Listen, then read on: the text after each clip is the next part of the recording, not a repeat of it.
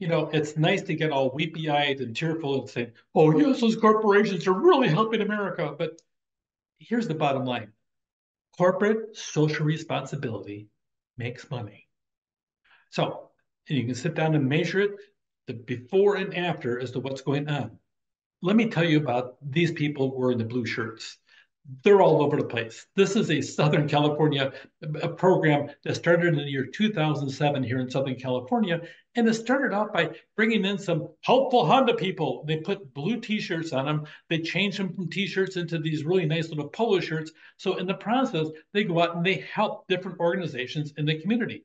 Corporate social responsibility. You'll see them at different street fairs, even running the booth.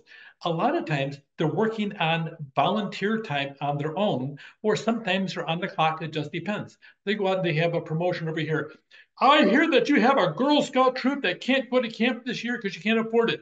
Helpful Honda is going to sit down there and cover the cost for all those girls to go to camp this year and over and oh, thank you, thank you, thank you. And everybody's so excited about it. Let me tell you how it works.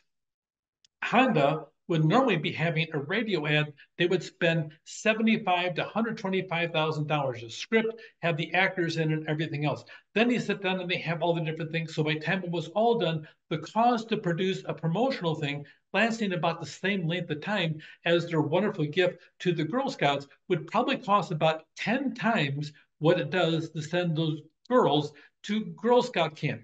The Girl Scout camp might cost a whole 10 to 14 to maybe $20,000 even by having volunteers working with other volunteers helping girls. Nobody's paid. They might pay the one gal who's in charge of the program. They had to start identifying that. And all of a sudden now it costs a fraction of the time. The people aren't trained actors. But, and here's the big thing, soon as I have a class face to face, I say, the helpful, and immediately somebody has the Honda people. You show a blue shirt, the helpful Honda people. It works. It's been going on for way over a decade. And here is the bottom line. Listen to this. If it didn't work, they wouldn't be doing it. So they're making money hand over fist by becoming the helpful Honda people. It's a big deal. They make money off of it. And it's not necessarily, yes, it is about helping the community, but more is about lining the pockets of the helpful Honda salespeople, selling you the car because you like them, because they come in because they're helpful Honda people and they wear a blue shirt and they sell you a car and they get the same revenue in their pocket as a person that's selling a different brand of car. I'm sorry, helpful Honda people, they make money. Corporate social responsibility makes money. Pay attention. It's about making money. Here's different aspects of it. Johnson and Johnson, they leverage the power of the wind, providing safe water, and their goal is to have 35% of the energy needs from renewable resources. So that's their goal. Google, by the time they're all done, their data centers currently have reduced 50% of their energy than others in the entire world and are committed to having over $1 billion in renewable energy products. Coca-Cola, their delivery trucks are making changes to them, including having alternative fuel trucks and even EVs delivering soda. Ford, they're reducing really gas house emissions by having a huge initiative out there to have electric vehicles out there, and we'll see what happens. They've had a setback recently, but we'll see where they bounce back from that. Netflix and Spotify, they have parent leave for 52 weeks. Now, that's a big deal by the time you're done looking as to how much money that costs them. Pfizer across the globe, they raise awareness of non-infectious disease and provide health care to women and children who might not receive it otherwise. A lot of companies are doing this, and it really helps them because they also tell everybody that they're doing it. Gee, do you think this company does it? I like them. I'm going to go patronize them some more. It works. It makes money for it.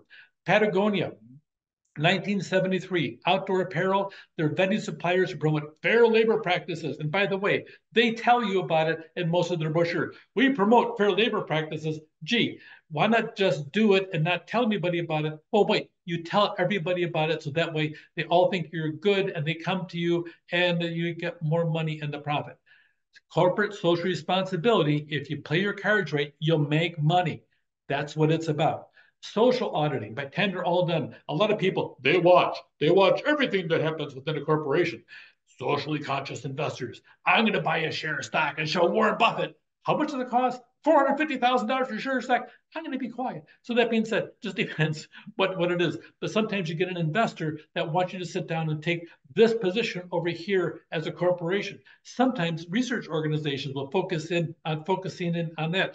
The problem I have, an awful lot of PhDs out there have really sold their soul in the aspect of instead of them following the data and the facts where it takes them, sometimes they start with an agenda and then find numbers to prove it, which is not what good research is about. But these research organizations, I'm always concerned about the fact of them really damaging the science of research, which is a big deal. Environmentalists, union officials, customers, a lot of times these watchdogs, they're also stakeholders in the organization or seek to make themselves stakeholders, and they'll be watching the organization.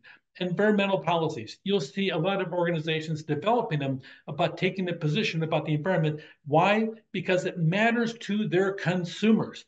A lot of our consumers, especially the younger ones, pay a lot of attention to it. But please, don't exclude your older consumers. A lot of us really are concerned about the environment and to what it means. So if you have it, advertise it because it does generate money, but it also does help improve the overall climate of planet Earth. The most admired companies, I mentioned this early, the admired companies, they have some type of corporate social responsibility programs in place. Apple, Amazon, Microsoft, Berkshire Hathaway, JP Morgan Chase. Yes, yeah, that bank. Costco Wholesale and its different subsidiaries, Pfizer, FedEx. FedEx now has electric delivery vehicles. And a lot of those things, because they're starting and going all day long, 8 hours a day, that's a big deal. They're reducing a lot of pollution that way.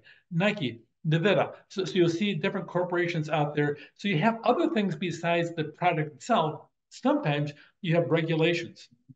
The regulations monitor what the organization can and will do. They range from the Foreign Corporate Corruption Practices Act, which we have in the United States, that applies here. But sometimes when you start enacting legislation like that and don't have other nations on board with it, you almost put your businesses really in jeopardy because of the fact they can't compete because other organizations don't have the same standards in their countries, and therefore they do different things. The UN condemns corporate bribery, but the UN too often, they really turn their eye against all kinds of horrible things happening in the country and pretend that it's okay in the process, not looking at the reality of it. So by the time you're all done, you also have ISO really 26,000, which are standards regulations that if you adhere to, you'll actually have some good, solid ethical standards.